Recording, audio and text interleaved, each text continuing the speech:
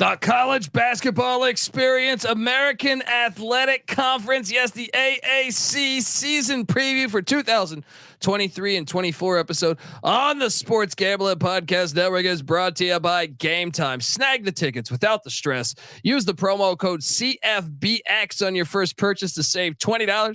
Download the Game Time app. Use that promo code, once again, CFBX for $20 off. We're also brought to you by Underdog Fantasy. Play the underdog pickup in college or NFL and win up to 20 times the amount of money you can enter in one game. Plus, every single Sunday they're giving away $100K. Yes, use the promo code SGPN and Underdog Fantasy for 100% deposit bonus up to $500. We're also brought to you by VSiN. Yes, the channel. Check it out. VSIN. Sign up now and save 40% off with their football season special when you use the promo code SGP. Once again, VSiN.com/subscribe. Promo code SGP. And finally, we're brought to you by Hall of Fame Bets, the sports betting research platform for parlays, player props, and game lines. Download the Hall of Fame Bets app or visit HOFBets.com. Use that promo code SGPN to get 50% off your first month and start making smarter bets today, people. What's up, everybody? This is Cameron Krog from Loyola Chicago Ramblers, and you're listening to SGPN. Let it ride. Shout out to the Broad Stop. Thank you, guys.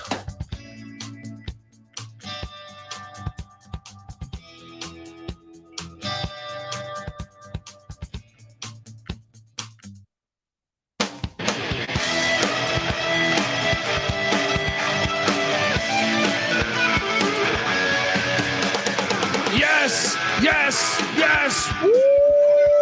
Welcome to the college basketball experience, American Athletic Conference. Yes, the AAC season preview episode for 2022-23 season preview. I am super excited to talk about this conference because I think you make a case. Hey, Houston no longer in the conference to run away with it. Also, remember, Wichita State in the chat. We already talked. Remember, Wichita State, part of the AAC. I think if you think AAC football, no Navy. We got Wichita State in, and also the Cincinnati Bearcats gone. UCF gone to the Big 12. Subscribe to the Big 12 experience if you want to hear about that. But at the same time, man, did the AAC stay aggressive, getting some teams? We're going to talk all about it. But you're probably wondering who the hell you're listening to, and that's fair. My name is Colby Swinging Database Dan, aka Pick Dundee. That's not a pick. This is a pick. He was raised in the land down under, where a man thinks on his feet, speaks with his fists, and lives by his wits. When Dundee happened, he was a superstar. And you're nothing but a chameleon, lemon-headed, coward, terrorist pussy. And I'm after you, buddy. You're going to pay for it. Good night. Yes, that clip is from the city of Charlotte city council meeting. Believe it or not, do yourself a favor and look up David Thompson YouTube city council meeting, Charlotte, North Carolina. And look, Charlotte is a new team in the AAC. Yes, the Clits, the 49ers, they're in. We're going to talk a little bit about them, about everything else. I am joined by my co-host. Look, this guy, I think, he's excited to see a couple of those teams join the Big 12 because he hosts the Big 12 experience, which you should be subscribed to. But also, he loves the AAC. The brand new AAC and the teams that are entering. So give it up for former video coordinator for Bob Huggins and Frank Martin, host of the Big 12 College Experience, host of the Ryan and Rush Show. I give you Ryan McIntyre, aka Moneyline Mac. How you doing, brother?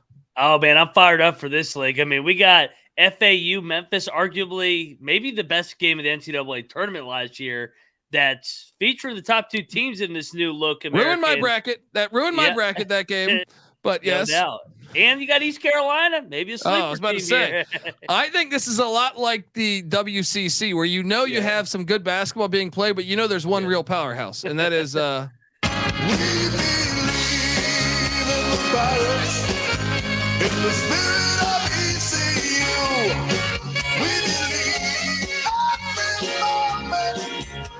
was nothing that we couldn't do. We're gonna be hearing a lot of that song this year because we are gonna be fucking awesome. We're also joined by third man in the booth. Look, shout out to the people watching on YouTube. You see the sweet graphic. You get the basketball hoop. All right, we're working on it. Look, it's brand new. We got a brand new look. YouTube.com/The College Experience. Subscribe. Tell a friend. But we are joined by the host of the College Baseball Experience. All right, and someone that he told me privately he thinks ECU could be a Sweet 16 team this year. I buy into what he's doing. I give you Noah Beanick. How you doing, brother? What's up with the setup here? Yeah, there we go. And how's it going, guys? We're still working through a couple of the kinks. You know, this is only set up for a 2-man set. We already got Max Duncan, so I'll remove the hoop. You know, this conference, I think this is probably going to be one of Mac's sweet spots because you look at this thing and there's 8 coaches that are either in their first or second years at the institution. So of the 14 teams, I think coaching experience is really going to be important in this conference. Well, let's talk about that. Let's talk about that because look, they lose Houston, UCF, and Cincy, but they gain a Final Four team in Florida Atlantic. They gain, UAB, which I think probably deserved to make the tournament a couple of those years because they're in the CUSA and didn't win the thing. They also gain North Texas, who has been a very good school the past couple of years. They also gain UTSA, who sucks ass, and the Clits of Charlotte. And is that everybody? Am I forgetting one? Rice, the Owls. Who? Yeah, this conference is the Owl conference because you have the Temple Owls, the Florida Atlantic Owls, and the Rice Owls. So we pretty much have the Owl bird covered. Great, very original. You fucking losers that give yourselves names. There's so many animals out there. You just punt on. There's no whooping cranes. You know, there's no there's a lot of fucking animals that we're just leaving off the board here. Just take it out on the Owls. There's like one other owl team in the country in Kennesaw State. That's dude. Right? Yeah, but still, Owls, Tigers, there's unoriginal. Take it out on the Wildcats or the Bulldogs. Yeah, no moose. No, there's no fucking moose out there. Come on, Montana. What the hell's going on here? You got no moose. You got no. There's a lot of animals that are just left off the board here. You know, what about the skunks? That'd be a great fucking name, right? The porcupines. Come on, look. I'm really disappointed by modern day creativity. And then look, you have a lot of opportunities to change your name. You're gonna go with the fucking Commanders. Get the fuck out of here. Anyway, who are the Commanders? Yeah, who are the Commanders? They're gonna have to change the name again. They're getting fined again. Well, how about the Wizards? They're like, we're gonna get rid of the Bullets. We're gonna get rid of the Bull. You know what? DC back in the 90s led the country in murder rate. So let's change the name Bullets because a lot of people watch the games and that inspires them to go kill people. Yeah, I didn't know if you guys knew that, but Rex Chapman is a gateway into killing 5 people. But look, and then they go with the Wizards, which that's not racist, right? What's the head of the KKK called? Yep. Okay. Yeah, just trying to figure that out. Yeah. But anyway, we want the Bullets name back. Anyway, folks, look, we're gonna talk about the AAC. Bunch of brand new teams coming in. It's gonna be a very fun conference, I think. You could argue with FAU coming in. Houston's never gone as far as FAU. Nope. I mean, recently. I mean, back to the Drexler, Hakeem Olajuwon days. But if North Texas can stay at that level, if UAB, maybe they got better. Who knows? We'll talk all about it. But before we do all that, I want to tell you that the College Basketball Experience AAC season preview is brought to you by the Game Time app. Yes, buying tickets to your favorite event shouldn't be that stressful. Game Time is the fast and easy way to buy tickets for all things basic sports, music, comedy, theater, whatever's near you. With killer deals on last minute tickets and their best price guarantee, you can stop stressing over the tickets and start getting hyped for the fun you'll be having at the event you're going to. You can start doing Jaeger bombs and stop stressing. All right, let's go. All right, forget planning months in advance. What's that ever got anybody? All right, come on. I could go on and on about that, but look, the Game Time guarantee means you always get the best price. And it's a great offer here. If you find tickets in the same section or row for less, Game Time will credit you 110% of the difference, people. So snag the tickets without the stress with Game Time. Download the Game Time app, create an account, use the promo code CFBX for $20 off your first purchase. Terms apply. Create that account, redeem that code CFBX for $20 off. Download the Game Time app today. Last minute tickets, lowest price guaranteed. We're also brought to you by Underdog Fantasy. Yes, Underdog Fantasy has a way to play alongside your favorite football team all season long. You can win up to 20 times the amount of money you enter in one single game by going 5 for 5. All right. So from now until October 4th, Underdog is matching 100% of the first deposits up to $500. Woo. And every Sunday, guess what? They're giving away $100 grand. What are you doing, folks? $100 grand? All right. You can finally move out of that shithole apartment you've been in for 5 years. And old Linda left you because you couldn't get out of the apartment selling vacuums door to door, right? Jump over here, get $100 grand. All right. Look, and not only that, they have $2 million in prizes they're giving out for all season long, $100K in prizes each week, $10K to 10 people randomly. All right. Maybe you don't hit for the $100K. You can use the $10K, buy yourself a friggin' LeBaron. All right. Drive around town. All the scattered ass be looking at you. You got a lot of great opportunity. All right. So watch along, make your picks, and maybe make a little extra cash on Underdog's mobile app or website, underdogfantasy.com. When you sign up with the promo code SGPN, Underdog will double your first deposit up to $500. That's Underdog Fantasy, promo code SGPN. All right, we are back. We are back. Shout out to the Wes Unseld talk. There we go. Shout out to the Wes. That's my guy. That's my guy.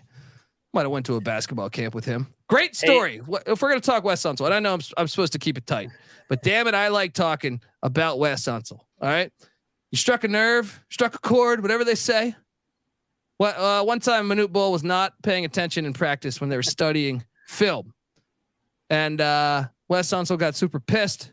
He went over to Manute Bol and lifted him up, and forgetting that he's 7'7", his head went through the fucking ceiling. Great fucking story. It's out there. The Washington Post covered it in the 80s. I grew up in the DC area. I know about it. All right. Wes Unseld, legend.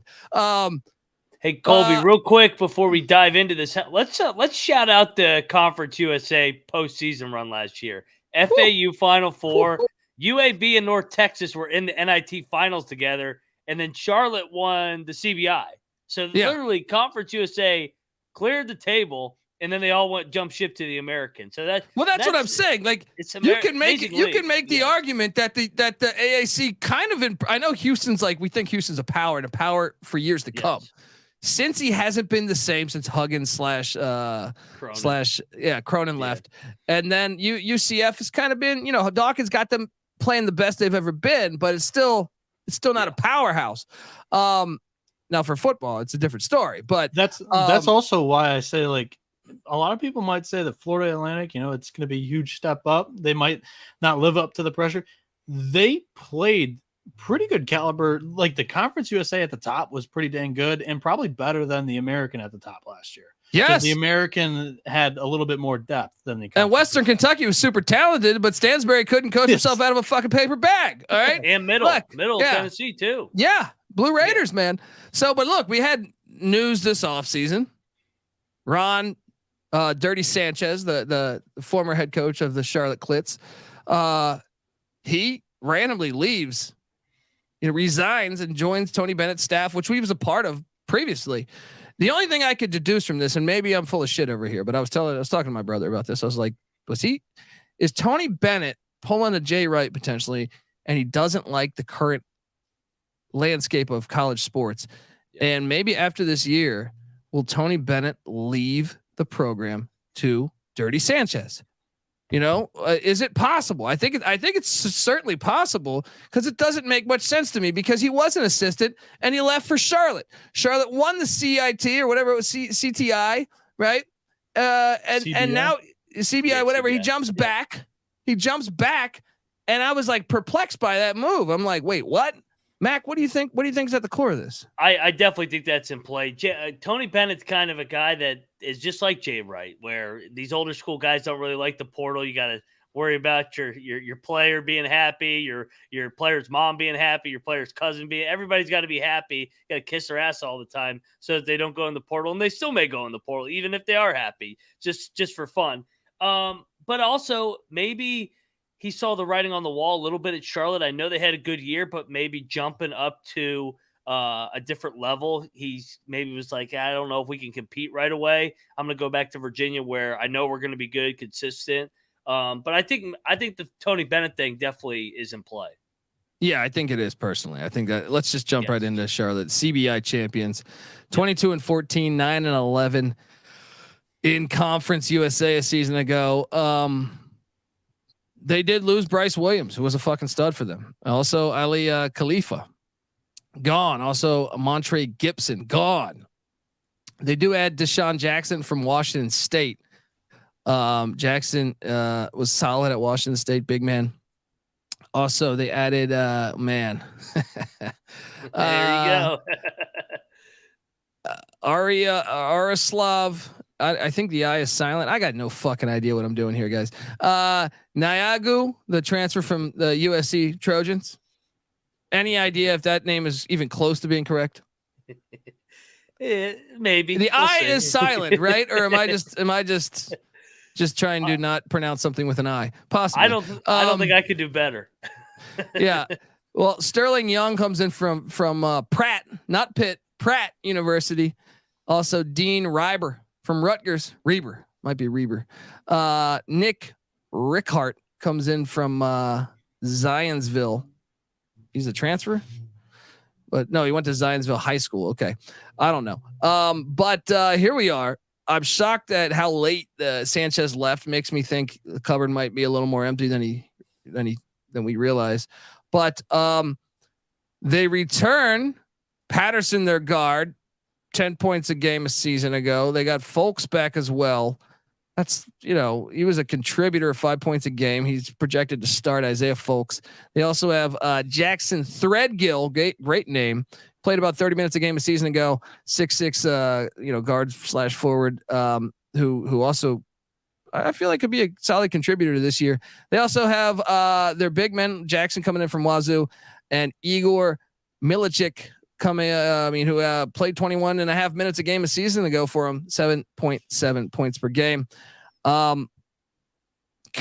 This is a hard read for me. Because I want to fade them on the first thought of Sanchez leaving, but I don't think their roster's terrible. So it's like, okay, I'm going to probably expect regression, but wouldn't shock me. But what do you make of the Clits here, Mac? So the situation is very familiar for me. This kind of reminds me of West Virginia. I mean, with Josh taking over for Hugs middle of the summer, they promote Aaron Fern. I mean, he was an assistant for Sanchez. These teams are the hardest to gauge just because we've seen it sometimes with Rodney Terry last year, where they rally around the interim coach and they go on a run. I would say probably middle of the league.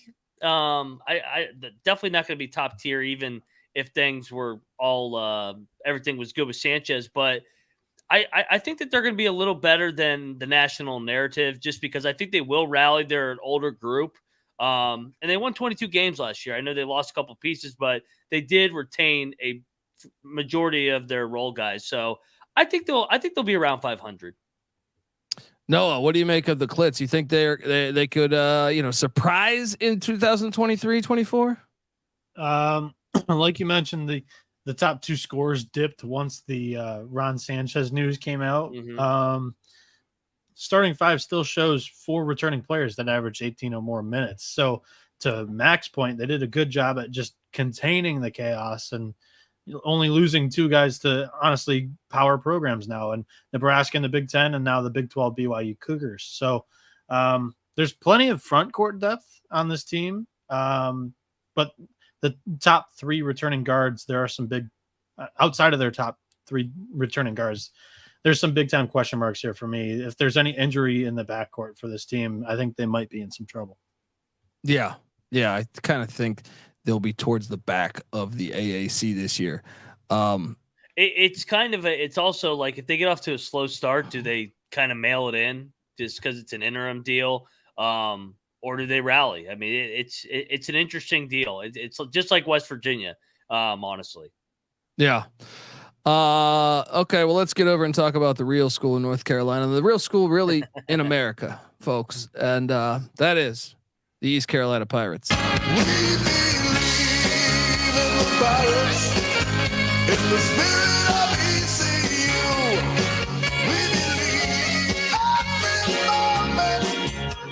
was nothing that we couldn't do.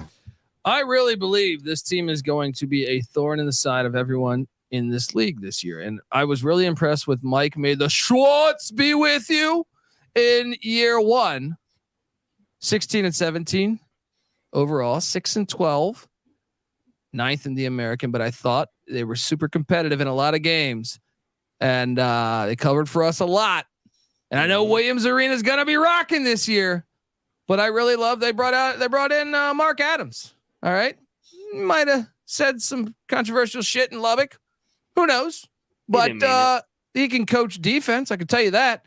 And going out and getting him for may the Schwartz be with you, I think is a great look to help this team's identity. And I thought we fucking destroyed the transfer portal by bringing in Bobby Pettiford from Kansas and Cam Hayes, formerly of NC State / LSU.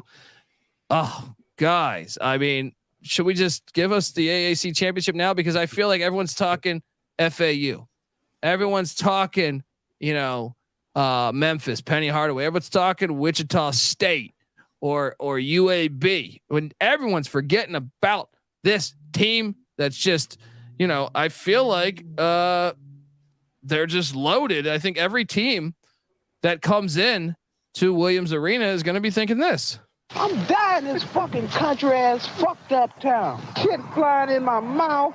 The fuck, I can't see pollen. And let's get the fuck out this country, mother. I mean, that's the reality. That's going to be happening because ECU is going to be dominating. Tell me why we shouldn't sprinkle a little money on ECU to win the AAC, Mac, because I am convinced that the defense. Look, you got Pettiford coming in from KU, right?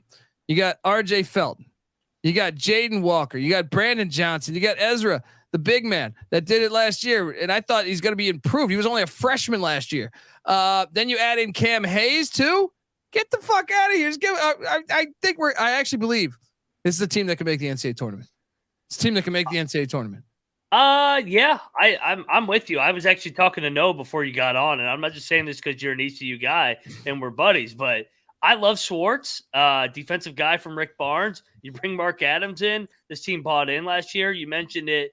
I think a way to kind of look at a team that could take a little bit of a jump. They were 16-17, but they won 20 plus games against the spread. They were competitive. They lost some close games in league play. Well coached. Bringing Pettiford from Kansas. Yes, I think this is a top 4 or 5 team in this league, and this may turn into a 4 or 5 bid league. I mean, this is a good league, and I think they're right there. I'm telling you, I really feel good about this. You get Houston out of there. You get, for some reason we always had trouble with UCF, I feel like, but we get them out of there. And now I think, we can have one of the better home court environments in this conference. So, look, I mean, no, I know before you give your take on ECU, look, you got to know something about the DNA of ECU. Because when you're at East Carolina, you go for it every time. Or you don't coach at East Carolina. You don't come to East Carolina. You don't play at East Carolina with a weak heart. Write it. There we go. It's been written. ECU to win the AAC. Noah, tell me why that's accurate. Well, it's accurate because this defense is going to be outstanding. We've already hammered the point home, but the addition of Mark Adams just makes it that much better.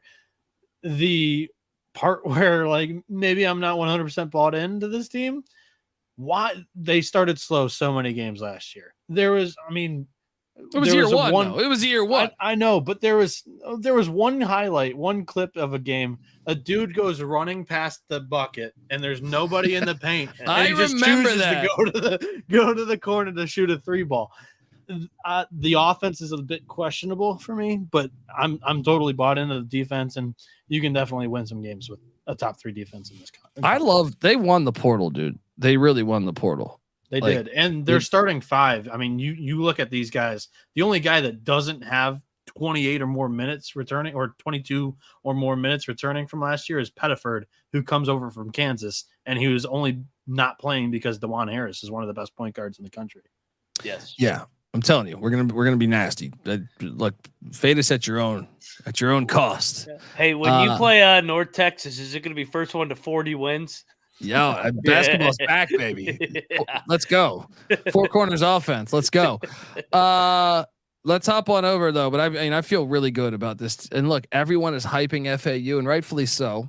Yeah, I'm telling you, they're losing when they come to Greenville. Hey, South Carolina goes to Greenville this year. That's a good spot. That's a good spot. A little money. Yeah. Loss. Oh, yeah. Go back to Columbia. Yeah. Okay. Let's jump on over to those Owls that everyone wants to talk about. Florida Atlantic, great run for Dusty May, and I thought one of the best things is they got their NIL collective going, and they really didn't lose much. Michael Forrest was the only one they lost. Remember, this was a young team a year ago. I thought this team would get plucked apart by the portal. I'm so glad. It's so refreshing in this day and age to see everyone in tune and come back. Holy shit. Thank you, world, because this never happens. And I think it's awesome. And the only thing is I think they'll lose at East Carolina. That's it. But I think this team is very good. Obviously they were a great story a year ago. The question is can they improve from what they were a year ago? Nick Boyd back, Brian Greenlee was a stud in the tournament. Elijah Martin, John L. Davis actually was like the leader on the team. And then the big man, Vladislav Golden. Remember the cheap shots? People say cheap shots left and right. Brandon Weatherspoon was a stud in the run. They got Jalen Gaffey. They got Rosado back. Just a team that's loaded, top to bottom. I was on Memphis to beat them. I ate shit. My bracket got ruined. That game was fantastic. And if you got to wonder what happens if they don't, and they had an unbelievable record in close games. They had an unbelievable record in close games a year ago. I don't have it in front of me, but I remember that was huge to return key players from a team that was that good in close games. I think only speaks to I don't think that's a stat that changes from year in to year out. If you keep your core intact, I think that only gets better or, stays the same or gets better. So I'm all in. I do think, it's hard to get to I'm not saying there'll be a Final Four team this year because I do think now they have a target on them. But I do think this is an NCAA tournament team, and I think they're capable of getting to the Final Four or national championship. It's going to be fascinating to watch and see what they can build on, because I love a team coming out of the blue and becoming a full-on basketball school. Mac, what do you think of this team?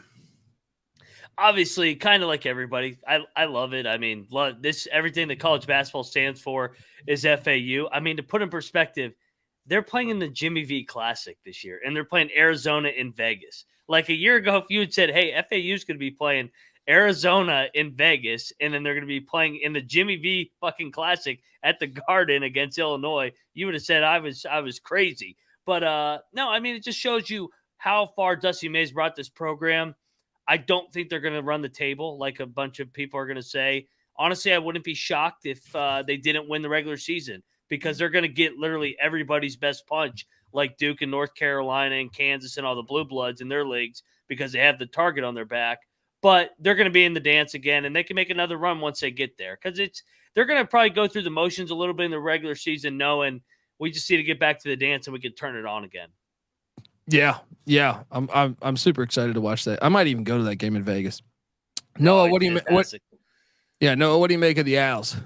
I'm bought in. I was listening to Dusty May was on John Rothstein's podcast, and he was like, look, the pressure and expectations, no doubt, are much higher this year, but they're taking it as like, hey, they're now in a new conference. They're going to all these new venues. Like it's new to them. Like the expectations, they're saying they won't be thinking about the expectations as much as enjoying the new experiences in all the other buildings and cities. So that's what they're really looking forward to this year. And I can kind of buy into that. And this team, like we mentioned, everybody knows they didn't lose much, and they dominated turnover battles last year. If you're winning that category, which can be a little bit of a fluky category, but that definitely translates to wins. Yeah. Now look, I mean, it's going to be fascinating to watch this conference, especially at the top of the conference, because the team that they barely got past is the Memphis Tigers. Yeah. And I couldn't think of more contrast. So you have they met a year ago, and now they're going to be conference foes, and hopefully this rivalry heats up. But yeah, I mean, it's not a rivalry, but hopefully it develops into a rivalry. But then you have the angle that FAU keeps everybody. It's no one's transferring. We're buying into the culture. And then you have Penny Hardaway in Memphis, where holy hell. I mean, I need a fucking Tylenol and a Jaeger bomb just to go through this fucking transfer portal list. But Memphis is back, and Penny, I think that was a tough loss. It was a tough way to lose. Remember, they were dribbling the ball up the court with the lead. Yes. Kendrick Davis is gone though, who was a stud. Keontae Kennedy, the UTEP transfer, was a key player, gone. Elijah McCaden, gone. Alex Lomax, gone. Malcolm Dandridge, gone. Demario Franklin, gone. All those guys gone. This is insane. What I see here is just insane. It's absolutely fucking insane. You got a batting order coming in from the portal. And they bring in like really good players, man. Like really fucking good. How fast can they gel? Javon Quinterly from Alabama. Wasn't he previously at Villanova? He comes in. Caleb Mills, who was once the AAC Player of the Year. Yep. From Houston, went to Florida State. Now he's at Memphis. Jonathan Pierre comes in from Nova Southeastern. You figure that one out. Jordan Brown from Louisiana. He was a stud at Louisiana. We're Aging Cajuns. David Jones from St. John's. I think we all liked his game at some point. Yep. Jaquan Walton from Wichita State in conference. Nick Jourdain from Temple in conference. Jalen Young, who played really well at UCF, who was previously in conference, jumps in. I mean, holy shit. Then they bring in some big time freshmen too. I mean, I don't know how much we'll see JJ Taylor or Ashton Hardaway, but I mean, this team should be really good. They still did we get a waiver? Did they get a waiver on DeAndre Williams? Do we have that yet? They're still waiting on They're that. still waiting on that. That's a big if with this. Even team. if he's not available on paper, this team is fantastic. You know what I mean? They still have Jaden Hardaway, Penny's son, right? And then they still have Malcolm Dandridge. I mean, how fast can they? This is basically like, this is kind of like Colorado situation in football. You know what I mean? It's like they brought in all these fucking studs. Or Ole Miss. They're kind of like Ole Miss in football because Ole Miss's whole team is like transfers. I feel like they probably should be, the favorite based off of athletic talent to win the conference.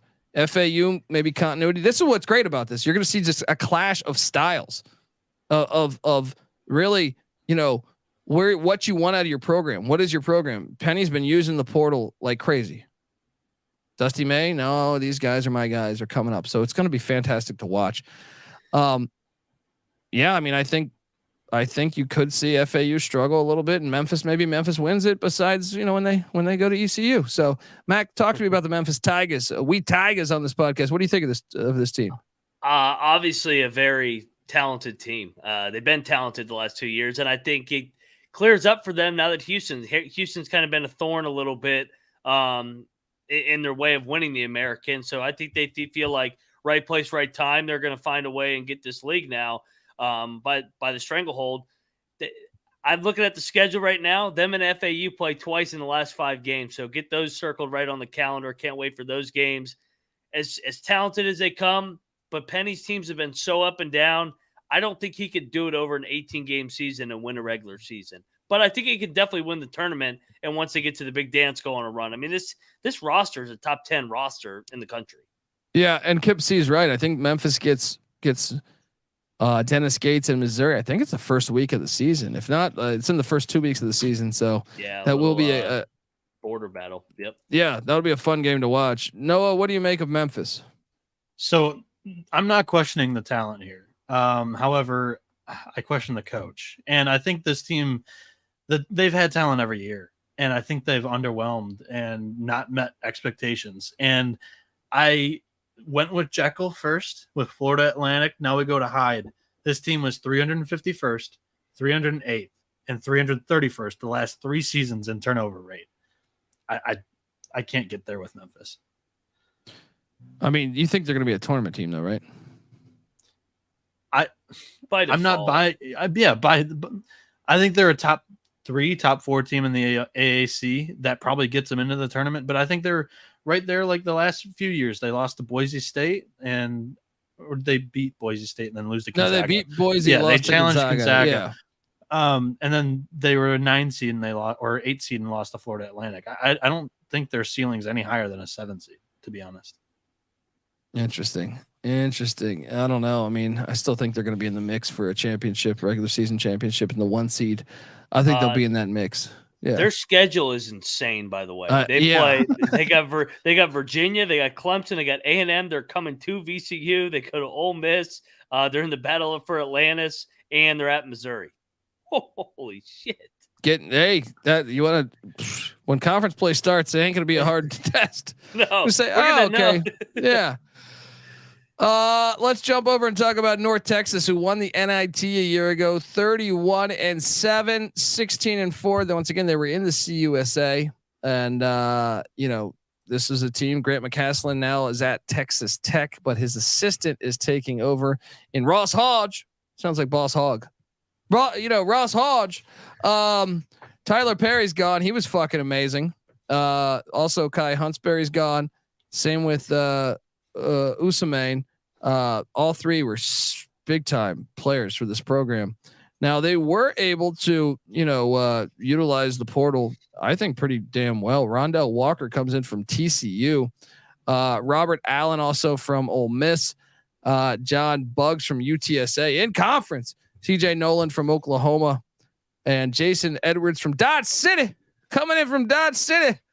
I mean, I know this is going to be like a brand new team essentially, but I kind of like them staying with the assistant or staying with, someone that's running the program, like they're familiar with how it was ran before. But they got a lot of things to figure out as far as team wise, but they do return Aaron Scott, Sissoko. They have some guys that are familiar with the culture that he wants to have. I kind of think they're going to be like must watch in the conference, because I feel like they're talented enough with the transfers they brought in to potentially be a hard team to beat night in, night out. Now, I don't think they'll make the NCAA tournament or anything this year, but I think it's going to be fun to see Hodge in year 1. What do you make of this team, Mac? I like this team. I think they're solid, and I like that they bumped up Ross Hodge because he was there every step of the way with Grant McCaslin. He was the anchor of that defense, the defensive coordinator. He's a junior college guy. He's used to building a new roster year in and year out. He had to do it at the JUCO level at Midland and Parrish Junior College. I trust the culture of this program. It's another I'm gonna blindly trust the culture that they're gonna find a way to win 18, 19 games this year, maybe 20. So that's how I feel about the Mean Green. Yeah, Noah, what do you think about the Mean Green there in Denton, Texas? Yeah, I told you this conference, there's 8 coaches that are either in their first or second year. Hodge is one of them. However, he was, like Mac said, the mastermind of this defense. And I'm going to tend to lean on Mac when it comes to coaching. And looking at the projected starting 5 here, they've got 4 seniors and a junior. Mm-hmm. I am kind of on the positive side here with North Texas. I think they're going to be another scrappy team, and I think it's going to they're going to find themselves right next to East Carolina, wherever these final standings are laid out. So a big player to watch here. I think it's probably Reuben Jones, the point guard. 27 minutes last year, averaged 6 points and 3 rebounds. You look for him to step up in that Tyler Perry role. Yeah, Tyler Perry. Yeah, correct. He is now at Kansas State. And we know they're going to defend. Their defense is going to carry them to at least 500. Yeah, it's going to be fun to watch, man. Love those defensive teams. Let's jump on over and talk about the Rice Owls. Who were a darling of mine in certain game. I think I hit on a big money line with them, and they were like a double-digit dog last season. They were 19-16 a year ago, 8-12 in the Conference USA. Went to the second round of the CBI. Scott Parra. Was it against Western Kentucky? You hit a couple against. Yeah, it might have been. Yeah, it might have been that. It might have been that. Yeah. Look, they lose Oliveri. They averaged almost 19 points a game for them a year ago, but that was really their only loss. They go out. They bring in Noah Shelby from Vanderbilt. They bring in Sam Alahiki from Cal Golden Bears. Gardner Webb transfer and Anthony Selden comes in, and a bunch of other freshmen that they're excited about. But you return Travis Evie. This guy was very good for them last year. So you gotta like that. They also return Makai Mason. Even bring back Max Fiedler. I'm sorry. You gotta. I kind of, the thing that was hard for me about Rice, they were fucking all over the place for me. Yes, like they were I hit on them with some double-digit dogs, I think once or twice, but also I think I got killed on them a couple of times where it was like, oh, Rice, I saw this team play, they're good, and then out of nowhere they give us just a nice lemon. I tend to think though that like team might be better than it was a year ago. Yeah. So I tend to think they're going to be on the middle of the pack in the brand new AAC. What do you make of this team, Mac? Yeah, I mean they bring in two high major transfers in Shelby and Alakji. I like this team. I definitely think this is a middle to top half of the league team. Scott Para has done a good job. He's entering his 7th season. He's kind of built it year by year and gotten a little better every year. They're knocking on the door of a 20-win season finally. Yeah, I kind of like this team as well headed into this year. Noah, are the Rice Owls the second best Owls in the AAC? So are they better than Temple? Yeah, I think they are. I hope so. For their sake. Yeah. Like we've said, I like the Shelby edition, and he's the only one in this projected starting 5 that doesn't have 24 minutes or more average per game last year. So this is another roster, another team that brings back a lot of experience.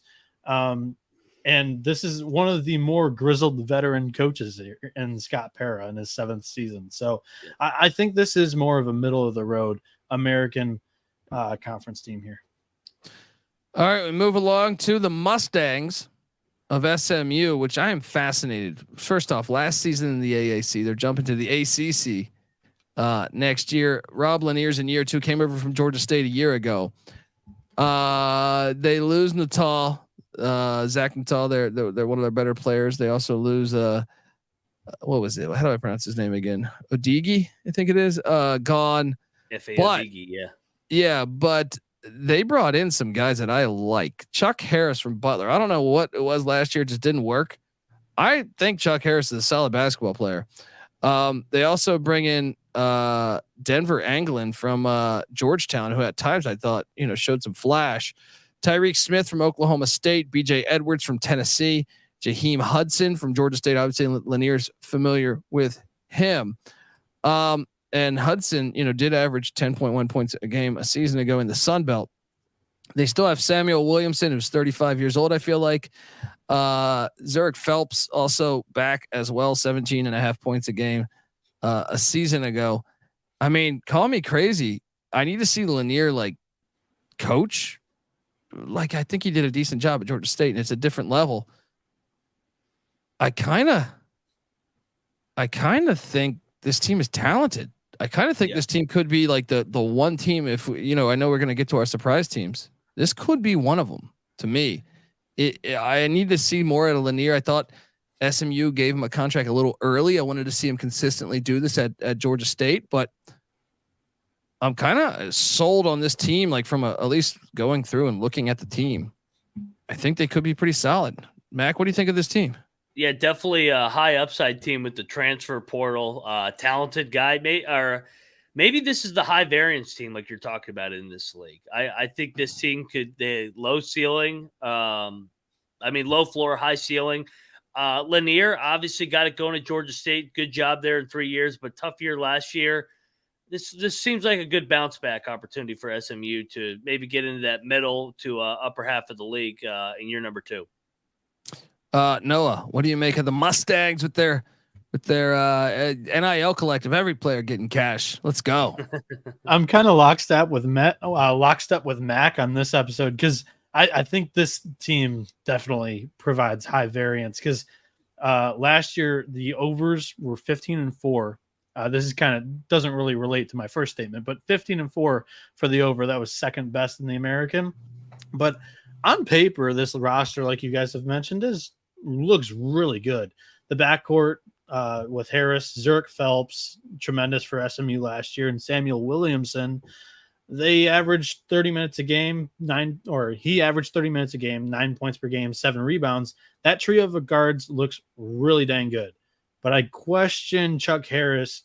How is he going to gel into this team? Because that Butler team was anything but good. They looked excellent on paper last year. They knocked off Kansas State early on in the season, fooled us until about February. I ate shit on Butler last year. Yeah, just something disastrously went wrong in that program last year. So those are some reasons for me. There's only one ball, and there's 3 studs there in their guard trio.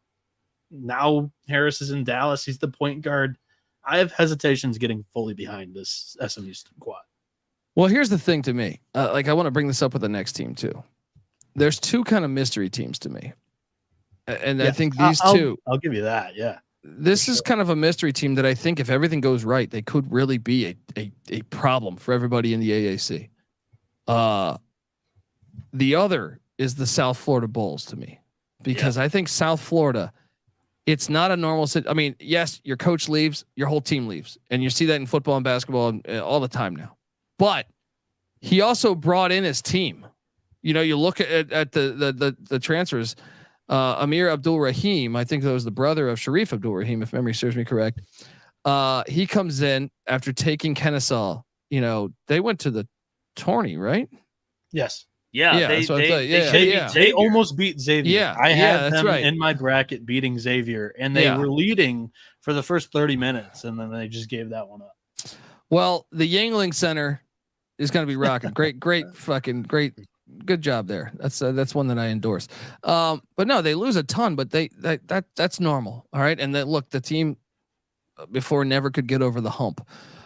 They go out and they bring in Chris Youngblood from Kennesaw. They bring in Brandon Stroud from Kennesaw. They bring in Kason Jennings from Kennesaw. And I was super impressed by Kennesaw last year. Then they go out and they also add in Kobe Knox from Grand Canyon and Jose Placer from North Florida. And then Kasim Pryor from Northwest Florida State. All right. I just feel like this team, bringing in some of your own guys, I think is a key to the portal these days. Is like, if you're going to bring in that new coach and he knows he can bring in some of his guys, I think they'll be ahead of schedule, which means now what's the ceiling on this team? I don't know. Cause Kennesaw State was good, but at the same time you are jumping up a gigantic level in competition. Yep. It's going to be fascinating to watch this. I think fascinating. They also return Corey Walker. They return a couple guys that stayed with the program. I'm fascinated to watch this team, and I do believe I think Abdul Rahim's like the real deal as a coach. So Mac, what do you make of this team? No, he's definitely the real deal because he took over a Kennesaw team that was a complete dump and went 1-28 his first year when he had no players. Turned that thing in, knocked off Liberty, knocked off a really good Liberty team to get to the dance. Then we're playing Xavier. I really like this team as well. I think this is a veteran team. He brings over his guys that know how to win. We saw Dennis Gates do this with Missouri last year, bringing over a couple guys from Cleveland State, and that transferred well in installing his culture in year number 1. I think this team is another team that could just get up there in the top 5-6 in this league, and I think he's going to win right away there in South Florida. It's gonna be fat. I really think the AAC is a lot. This league's loaded. More interesting than it was a year ago, because you just knew before, like, oh, Houston's gonna win this thing. You know, maybe Memphis can knock them off, but now your storylines are like, this is a fun fucking league. It's got a lot of teams that I think could present a lot of problems to each other. Noah, what do you make of the Bulls? More of the same from me. I love this team as well. This is my sleeper team in the American. You guys took a lot of points off my notes here that I was going to list off, but I'm a big buyer into Amir Abdur-Rahim. Like I mentioned, I predicted them to beat Xavier in the tournament last year. This guy, he led Kennesaw State to 26 wins. That was 12 more than the Owls had ever won in their program history before. Abdur-Rahim was 21-10-1 against the spread last season, and this looks to be a home run hire. This is where I might repeat myself, but 10 new scholarship players come into South Florida. Like you guys mentioned, the two Kennesaw State guards follow him. Those are huge, pretty good shooters as well. The projected starting five includes 5 redshirt juniors or more experienced that averaged at least 15 minutes a season ago. Add in freshman Jaden Reed. I think this is huge. He was a threat to start. I think he's going to be a threat to start day one at the point guard position. Reed committed to South Florida after Mike Rhodes had left VCU to go to Penn State. So this kid's super talented in all phases of the game. And I think it says something that he might arguably get blocked out by better, more experienced guards and kept away from playing time. Because I'm quite high on this kid, high on this team. And Colby, when it comes to the variance, like we mentioned with SMU South Florida, I'm coming out on the negative side with SMU, positive side, very positive with South Florida. They kind of remind me of each other though, as far as like mystery, like two teams that I feel like we could either be spot on, they're maybe contending, with a few weeks left, or actually I think maybe, I don't know. I feel like SMU is more of a wild card. I think you're right there. Look, folks, before we get to the next team, I want to tell you the college basketball experience AAC season preview is brought to you by VSiN. Yes. Sign up now and save 40% off their football season special when you use the promo code SGP. VSiN.com/subscribe, promo code SGP, people. Look, and if you listen to the Sports Gambling Podcast, which you should, Stacking the Money Green and Real Money Kramer are in a contest going head to head with other VSiN shows. Once again, every Friday night they are on VSiN. So check out them Friday night, 9 p.m. Pacific. But look, they're in a head-to-head contest with other VSiN shows to see who's going to sell the most subscriptions. The winning show gets $1,000 Super Bowl future, and the best part is that Sean and Ryan are going to cut you in on the prize if they win. So step 1, go to VSiN.com/subscribe. Use that promo code SGP to sign up. Step 2, go to sportsgamblingpodcast.com/VSiN to submit your proof of purchase. If they win, you'll get to vote on what team to use, the $1,000 Super Bowl future on, essentially. And if it hits, you'll get an equal piece of the action. So go to VSiN.com/subscribe, use that promo code SGP, then hop on over to sportsgamblingpodcast.com/VSiN to submit. We're also brought to you by Hall of Fame Bets. Win bigger by betting smarter this NFL season with Hall of Fame Bets, the sports betting analytics platform for parlays, player props, and game lines. Research every NFL, NBA, MLB, and soccer bet with historical stats and data. Stop betting in the dark and join over 30,000 users researching with Hall of Fame Bets to craft more intelligent, data-driven parlays. Download the Hall of Fame Bets app or visit hofbets.com and use that promo code SGPN to get 50% off your first month today. Start researching, start winning with Hall of Fame Bets. All right. We are back talking AAC. And now we're jumping over. This is an interesting one to me because Temple, when I was growing up, Temple was a very good school. It was very good basketball school. I can remember there was Aaron McKee, who just failed as a head coach there, to Mark Macon, to Tim Perry, and on and on and on. Like, they had guys and they would have deep runs, and just, they were a tough team. They were a grinded out tough team. They've kind of lost their way recently, but I thought they aspire for the stars. Did McKee fail though? Like, he was 500, a little bit better. Yeah, but that's tenure, compared to Grant Dunphy, yeah. Well, based on when McKee played there too. When he played there, they're making the tournament every year. So, I would say, all due respect to Aaron McKee, I would say you failed, buddy. All right. Yeah. Now, interesting hire coming in, Adam Fisher. Now, I know you'd say, what is Adam Fisher? What is that? Look, he was at Penn State with Micah Shrewsbury. He was also with Jimmy Larinaga at Miami, and he was a GA with Jay Wright back in the day. So they're going with the Jay Wright Philadelphia hire. He's from Pennsylvania. I think he went to college at Penn State. Interesting hire to me. I'm intrigued by this. I am very now. Obviously, year one, your whole team fucking left again. I feel like Khalif Battle, Damian Dunn, everybody left. Reynolds, but they were 16-16 a year ago, 10-8 in the AAC. He brings in Jordan Riley from Georgetown. He brings in Steve Settle the third. Don't fuck that up. From Howard with the Bison, brings in Quante Berry from Providence, Mateo Piccarelli from UMBC, Sam Hoffman from Houston Christian. I mean, it's really hard for me to understand what this team is, but I am super intrigued with the hire. A lot of times you see them go to the old player route. You saw it, Penny Hardaway. Noah's already questioning that as a coach, him as a coach. No, and that's right. That's fair. That's fair a little bit. But we've seen Chris Mullen fail at St. John's. We saw Patrick Ewing fail at Georgetown. I saw Clyde Drexler back in the day fail at Houston, right? I don't always believe in that. So the McKee thing was a mystery one to me. This one I'm way more intrigued in. When the McKee thing happened, I was a skeptic from the start. This one, I'm not a skeptic from the start. I'm like intrigued. I'm like, maybe they got something here. What do you make of this team, Mac?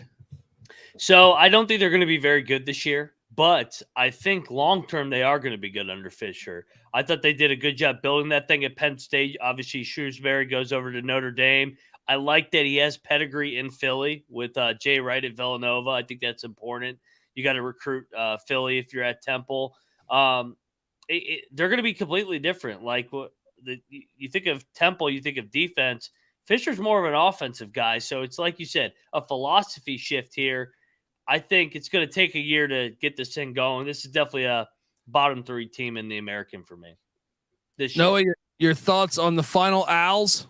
I'm nodding my head along with Mac here. I don't doubt Fisher's coaching specs. Yeah. Jay Wright, Jim Larinaga, and Micah Shrewsbury, all great names to hitch your wagon to.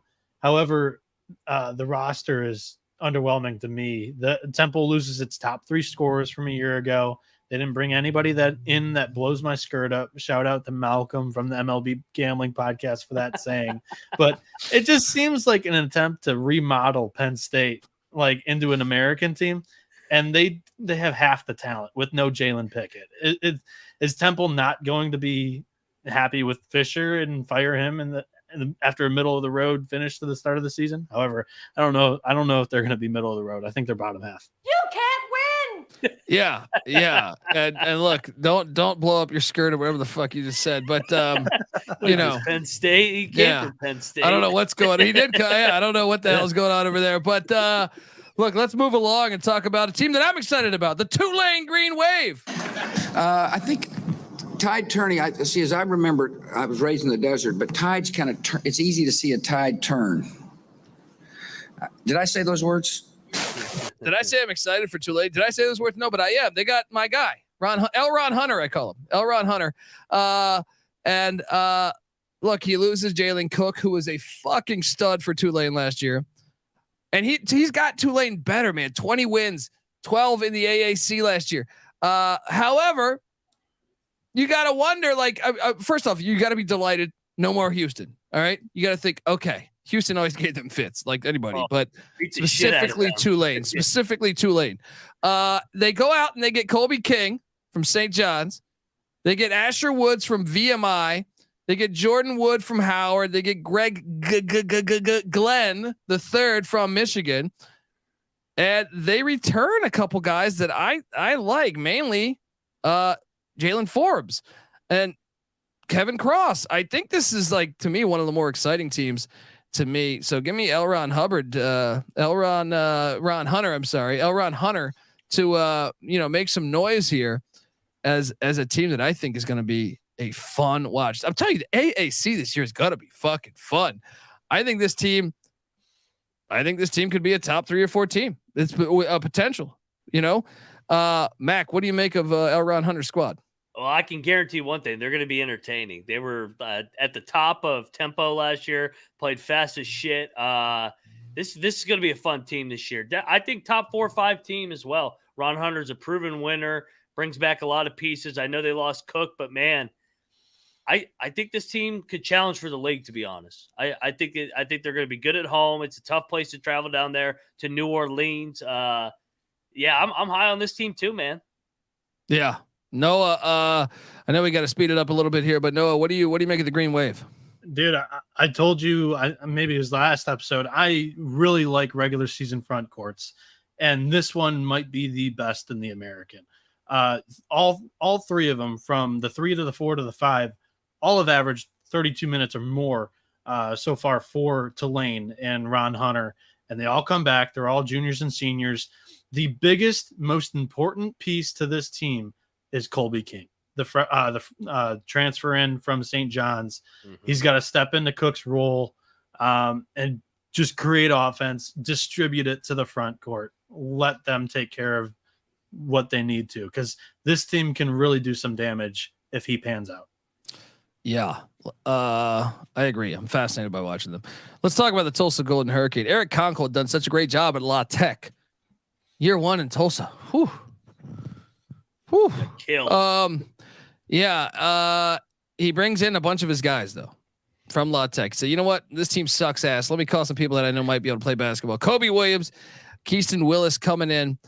Sure, he lost Sam Griffin and also Bryant Celebag, I think. Bang. I don't fucking know. They lose a lot, but like I said, if you only won 5 games a year, go get the fuck out, I would say. Isaiah Barnes also comes in from Michigan. PJ Haggerty from TCU. Chauncey Gibson from Clemson. Muhammad Keita from St. John's. They're spending some money. I feel like bringing in some of these names. This team, I think, is going to take a big jump this year. I think they're going to be, when I say big, I'm saying like, I think they'll be closer to 500. I still don't think this is one of the better teams in the conference, but I am fascinated to watch, it work out for Conkle and see how year 2 does. See the progression from year 1 to year 2. Mac, your thoughts on the very Golden Hurricane? It may be the worst against the spread team of all time. Yes. Finished 4 and fucking 24. That's not a typo. This team was god awful last year, but yeah, you mentioned he brings in his guys. Conkle was really good at Louisiana Tech for 7 years. And another mystery team that's got high variance, kind of like SMU in South Florida. So interested to see this team progress throughout the year. Well, you got to think that they're probably going to be able to jump just in year 2. Like, I'm not saying, like I said, like to me, if you're a Tulsa Golden Hurricane fan, if you go 500, you're pleased with the success of that jump from 5 wins to that. I think they're going to be a double-digit win team. I don't think they're going to be just complete shit this year. Especially you add in like Charlotte and UTSA, and I even think like the game against Rice. I don't feel like super confident in Rice until I see Rice be more consistently good. But I think they're going to be fun to watch. Noah, what do you think? Yeah, I'm kind of with the chat here. Tulsa returns 3.9% of the scoring. That's a good thing. That's a good thing. It is a good thing because this team probably appeared on the dumpster fire graphic the most last year. They were terrible. Yeah, they lost 19 of their final 20 games, so they bring in 11 new scholarship players. The 3 or 4 major conference transfers here. 6'7" Isaiah Barnes from Michigan, 6'3" PJ Haggerty from TCU, 6'5" Chauncey Gibson from Clemson. The 3 lengthy wing defenders are all kind of, I would label them as dart throws. If they hit, that's wonderful. That's all you can ask for. The dream scenario is that you have the big ass center from Washington State coming in. He's like 7 foot, I think. Let me pull up. I'm pulling up the almanac here. It is Sion. No, I can't find it right now. But 2, 3, or 4 of those power conference transfers, they're center from Washington State. If they can hit on 2 of them, I think that's wonderful. And I think you probably win 10, 12 games like Colby's saying. So yeah, I think Tulsa is going to be better, but not a high ceiling. Yeah. All right. We jump over to UAB. We got to speed this up, guys. We have a hard out. SGP show's coming up next. Okay. UAB Blazers, Andy Kennedy, Jelly Walker's gone. Not only that, Trey Jemison gone. KJ Buffin gone. Ladarius Brewer gone. Tyron Brewer gone. they're kind of like Ole Miss too to me. They go out and get all these fucking transfers that are studs. Well, they bring in James White from Ole Miss, Daniel Ortiz from North Alabama with the Lions, Barry Dunning from Arkansas, Will Shaver from North Carolina. Bring in a couple other guys from Salt Lake, Vasquez, Alejandro Vasquez. They just bring in a shit ton of guys. I'm not going to go through every Arizona Western getting on the map with them. Look, I'm always fascinated by the team, the style of ball they play.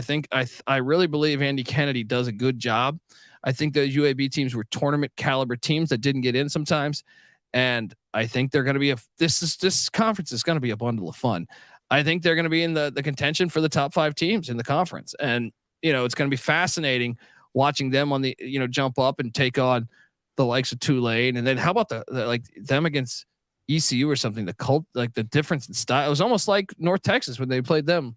It's going to be fascinating to watch, but Mac, what do you think of the Blazers there? I love this team, and I know expectations are going to be low. Everybody thinks Jelly Walker's gone, Jameson's gone, but man, Eric Gaines going to step up. We've seen Andy Kennedy with the portal. The junior college guys, their junior college guys they're bringing in are unbelievable. He won 9 out of 12 years at Ole Miss. He won 20 or more games. They haven't won 20 games since.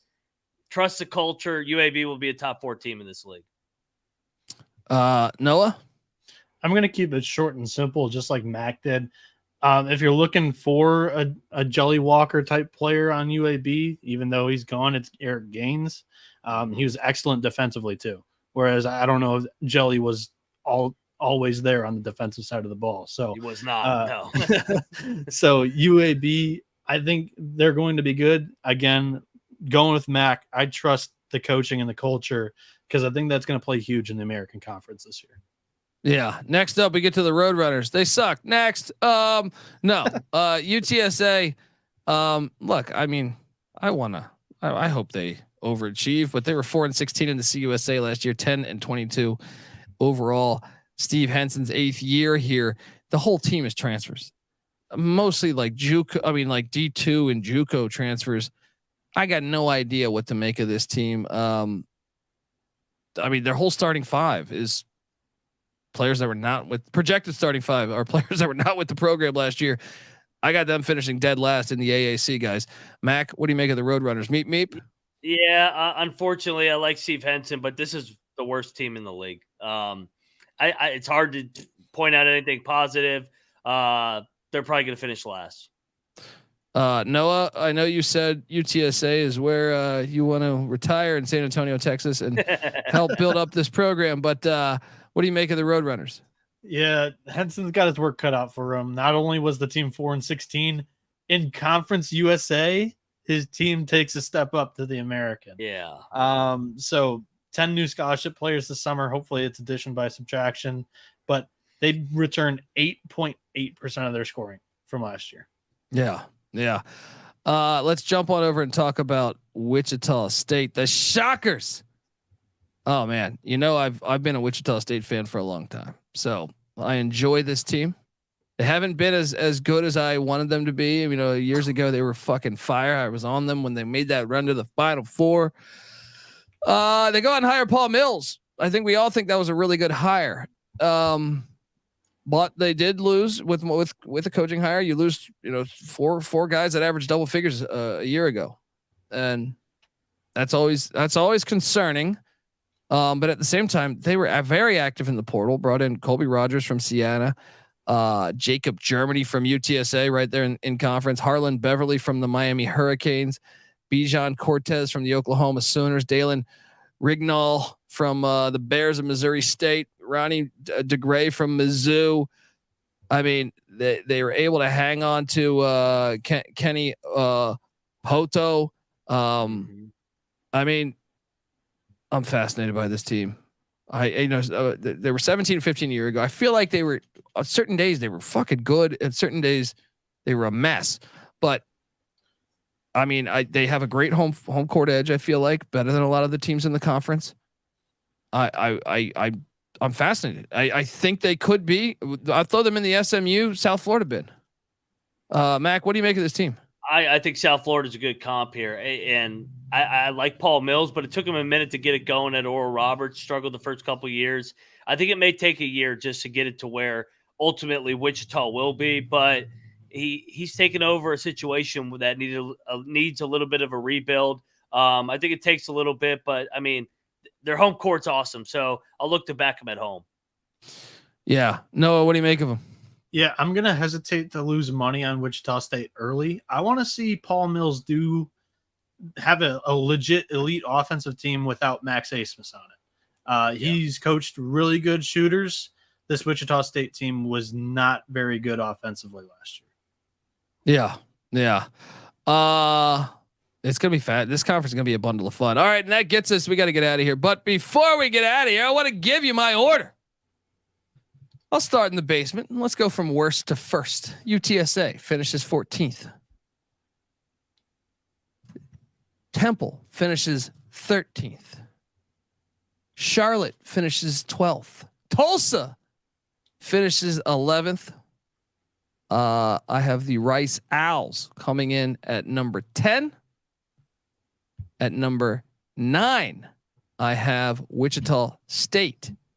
At number 8, I have the Tulane Green Wave. At number 7, SMU.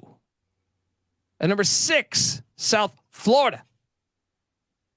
At number 5, North Texas. At number 4, UAB. At number 3, Florida Atlantic. At number 2, Memphis. At number 1, ECU. Let's fucking go. Play the music. Hear that saxophone.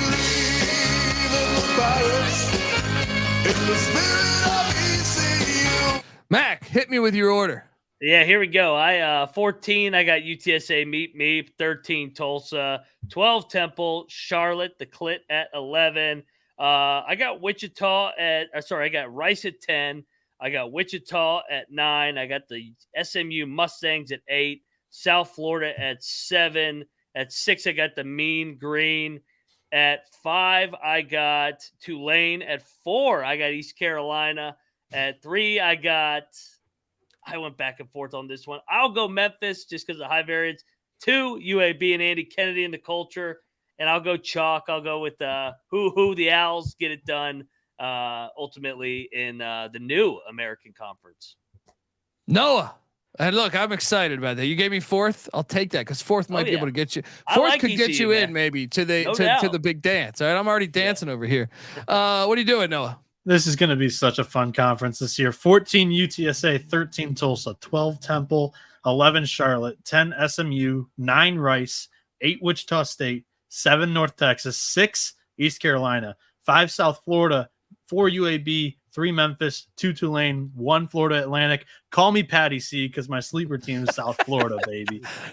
Yeah, let's go through it. Let's go through our sleeper team. Yeah, you are going with the Patty C route. Yeah. Patty C, baby. Yeah. Do your tournament champ change from your regular season champ? So ECU wins the regular season, loses in the tournament because they don't have the home edge. So they still make the big dance, and we're dancing.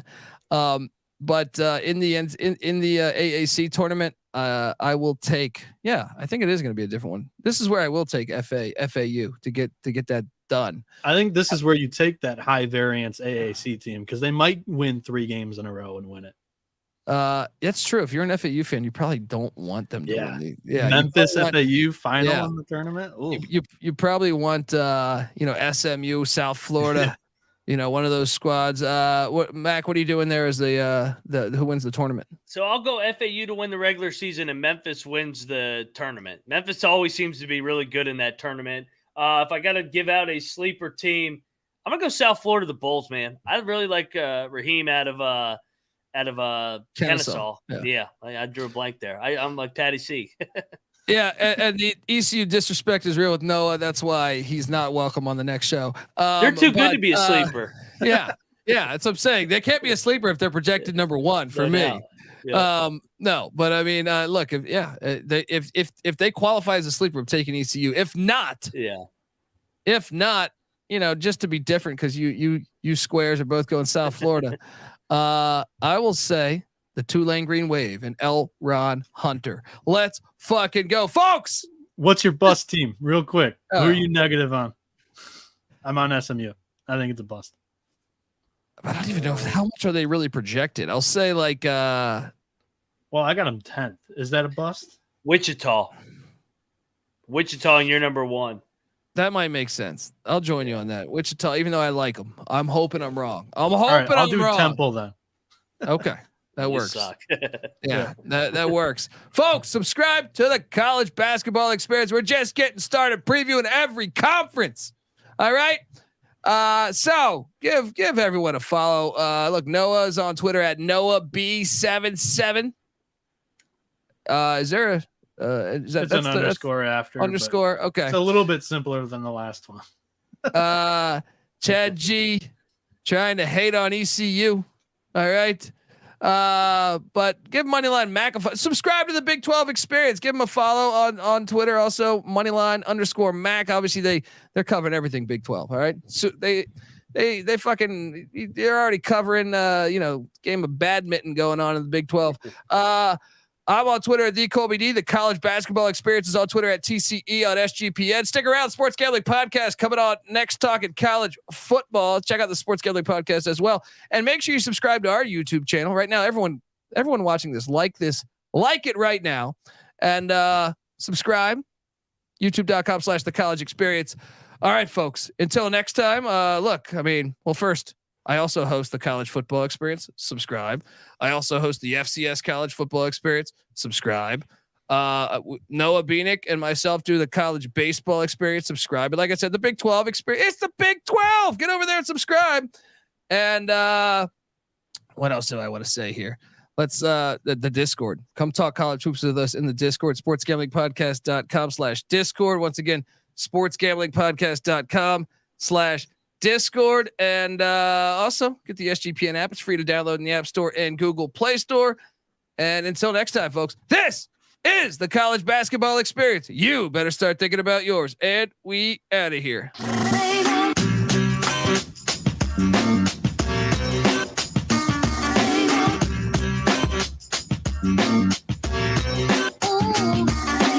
Spit my darts, you get ripped apart. Save the cookie cutter mother for 106 apart. Cause of your liquor will I sip your heart. You never dumb it down, dog. If you're smart, I throw out a couple of lines. Biters are quick to cross. Fishy you on a dick to lie. Piss you off, it goes. Tits and bras, lips and jaws. I use my common sense to see the bitch and all. Good thing you got the market corner. Kids and malls. Grip the red carpet as you slip and fall off. Another career spear. Thanks for trying to block. You get an A for effort and an F for shut the fuck up. Here's a hint. Put down the mic, you catch a glimpse. And keep them eyes wide when you see me. Mike's I sees them. So when you see him, you got a good reason to look. Catch a glimpse.